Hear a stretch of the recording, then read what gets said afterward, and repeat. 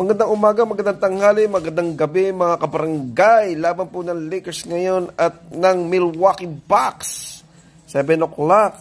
Dito po sa Crypto.com Arena. Giannis versus AD. Wala po si Lebron. Di po maglalaro ngayong gabi dahil sa kanyang ankle. Sa kanyang ankle daw. At ang kanyang auntie. Alright, laban po ngayong gabi. Panoorin po natin, exciting po ito kahit wala po si Lebron. Sana po manalo sila dahil importante po itong laban na to. Ready na po ba kayo? Yan na po, malapit na. Yan ang first lineup, wala si Lebron, si Dinwiddie ang pinasok. Ang pala si Chris Middleton daw. Ready na, ready na. Si Dinwiddie. Davis.